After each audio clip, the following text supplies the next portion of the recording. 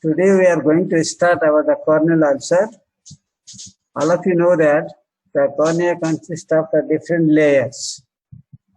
The superficial is the squamous epithelium, which is regenerated if it is injured. And then comes the Bowman's layer.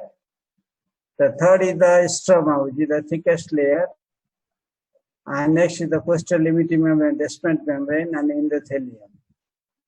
Except epithelium, all they cannot be replaced if injured. Only the epithelium can be replaced within 24 hours if there is no any infection or inflammations.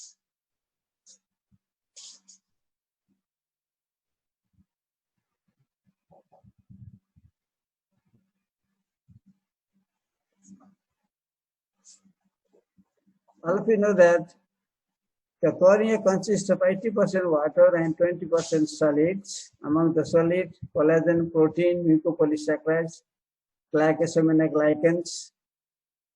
The metabolism are glycolysis and the Krebs cycles which occurs in the cornea. Corneal transparency is maintained by the uniform regular arrangement of the corneal epithelium and absence of blood vessels and lattice arrangement of the collagen tissues. The interfibular space between the collagen fibers is 4,000 to 7,000 Armstrong, less than the wavelength of the light.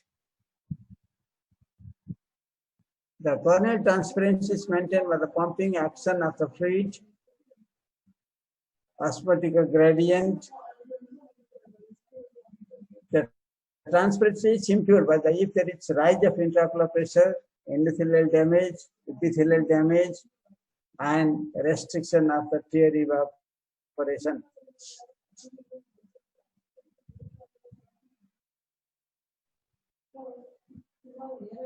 This is the photograph of the cornea showing the corneal ulcer. The epithelium is lost, and there you can see the inflamed tissue.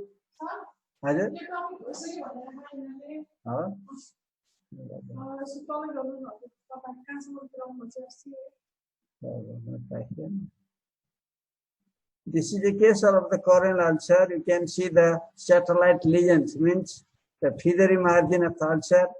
Most probably it is the case of the fungal ulcer. You can see the hypopyon, means pus in the anterior chamber.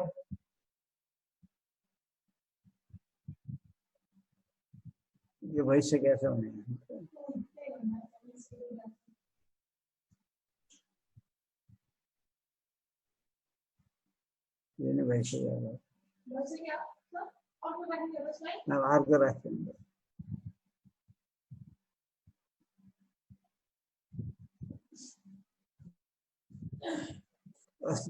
copy में चल रहा है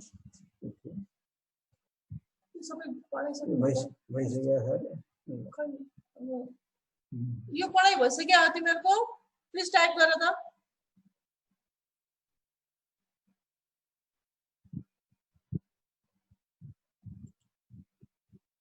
yes पढाइ भइसक्यो यसो त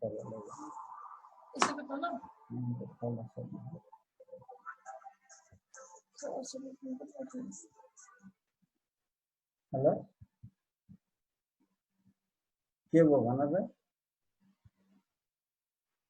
ल भाइ अब 1 घण्टा पछि म 1 बजेतिर आउँछु फोन एक थियो त ए हार्दिक सन्देश भयो छैन यो भयो छैन यो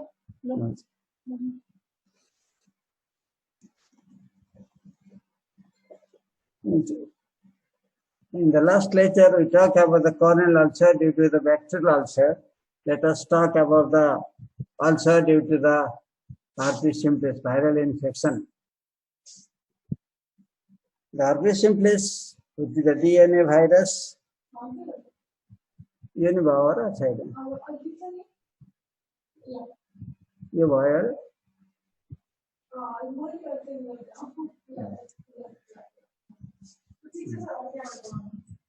the primary lesion which starts within the 5 years of age, and the secondary lesions occurs Later in the adult age, when there is virus activating stages like debilitating age, debilitating old age, trauma, menstrual cycles, anti-metabolic therapy, cancers.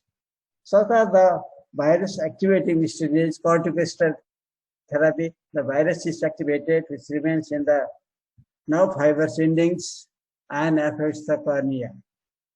Initially, the patients, some have some vesicular lesions in the eyelid margin, usually in the mucocutaneous junctions, at the lip, nose, genitalia, and anus also. There is vesicular lesions. Later, there is conjunctivitis, and when the cornea is affected, initially there is punctate keratitis. This punctate lesion, they unite to form the dendritic lesion, branch-like ulcer. This is the branch-like ulcer, which is known as the dendritic lesions. If you stain with the fluorescent, it is stained, and you can see the branch-like ulcer.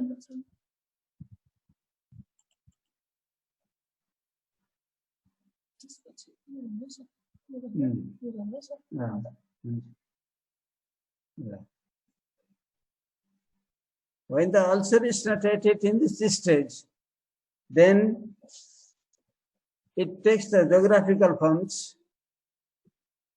This is the geographical forms of the ulcer, just like a representative of some geography of some countries.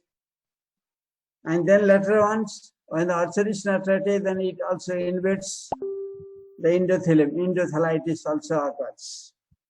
You can notice all the signs of the ulcer. There is circumciliary congestions, there is dendritic ulcer. So this is the case of herpetic lesion at the stage of dendritic, at the stage of the geographical ulcer. Now these are the branch lesions. This is also the herpetic dendritic lesions, which usually are also seen in case of the herpes zoster. You have to differentiate the lesions between the herpes zosters and the simplex. In zoster, they are the knob-like, and the club sepate and knob sepate. And there are the lesions, they are small in the zosters.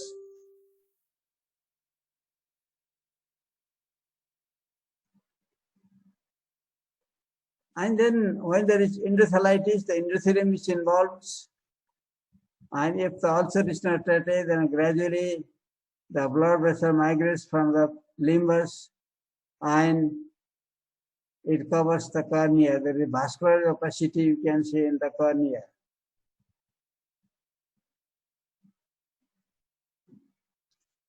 The primary infection which occurs from the 6 months to 5 years of age. Usually there is subclinical rashes at the mucocutaneous junctions, mild fever and malaise, severe type, life-threatening in immune deficiency persons, in case of AIDS patients. The spinal ganglia, the sensory nerves, they are usually involved, and the virus is lodged in the spinal ganglia. And trigeminal ganglia, those who remain in the trigeminal ganglia, they affect the face, lips and eyes. Those who live in the spinal ganglia, they affect the anus and genitalia.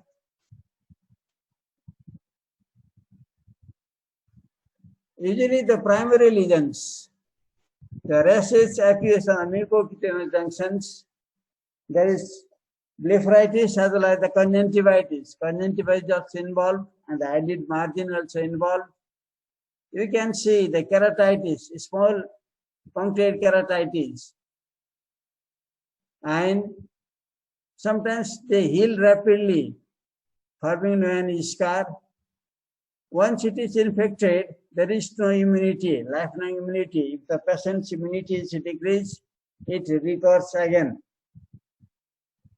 The precipitating factors, they are the old age, extreme cold and sun exposure, pneumonia, malaria, cancer, debilitating persons, immune deficiency persons, steroid user, and antimitotic therapy. So these are the precipitating factor, or in other words, these are the virus activating stages. As already we have discussed, the primary lesions which occurs in the children, the rashes on the mucocutaneous junctions, blepharoconjunctivitis, keratitis rarely occurs in children, and the primary lesion heals itself without leaving any scar. Treatment is antiviral 3% acyclovir ointment 5 times a day for 21 days. This is the treatment of the primary lesions. The secondary lesions, after the virus activating stages, just the old age, menstrual period, deficiency, steroid debilitating disease, antimitotic therapy, and trauma, the virus which is lodged in the trigeminal ganglia is activated. The symptoms are clinical feature are patient has the redness, watering, difficulty in seeing the light, difficulty in opening the eyelids. If you touch with the cotton, there is reduced corneal sensation, and if you stain with the fluorescence, the base of the ulcer is stained. If you stain with the rose bengal, the margin are stained.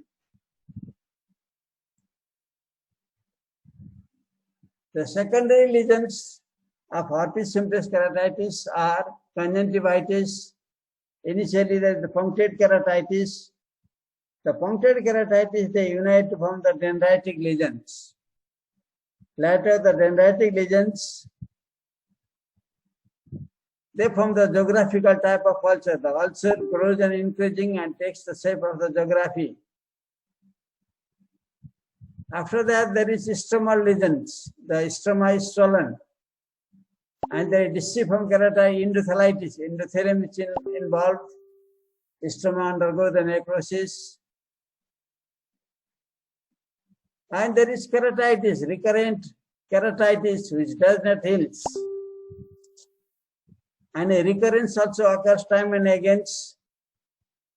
Sometimes the ulcer heal with the corneal opacities, and finally the blindness.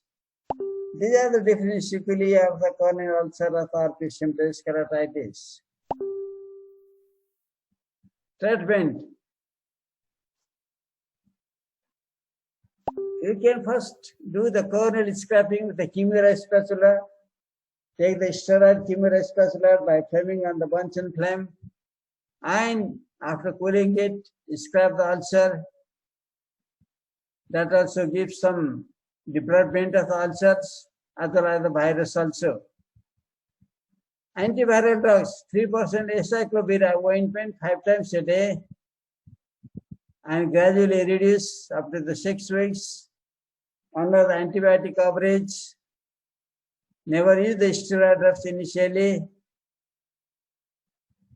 You can use steroids if there is stromal keratitis along with the acyclovir on the later date.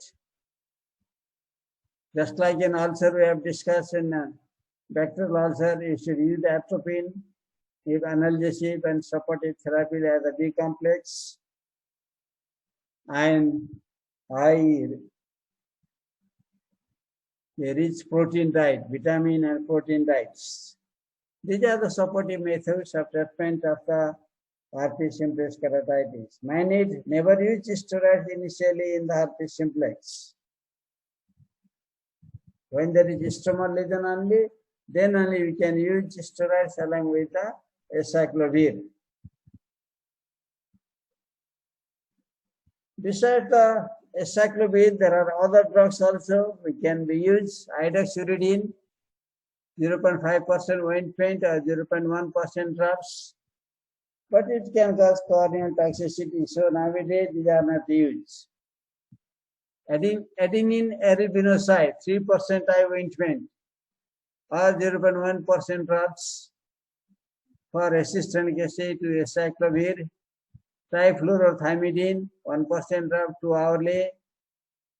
Bromovinyl deoxyuridine, 1% ointment or 1% 0.1% drops These are the other antiviral drugs which can be used if acyclovir is not available or acyclovir is resistant.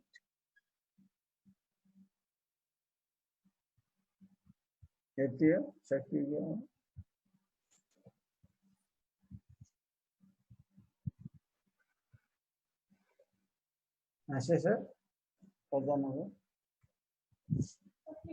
शक्य है ना अब आपको हाथी just तो चाहिए एकछिन wait गर है त अर्को स्लाइड देखाउँछु म सरले अर्को पढाउनुहुन्छ एकछिन वेट गर है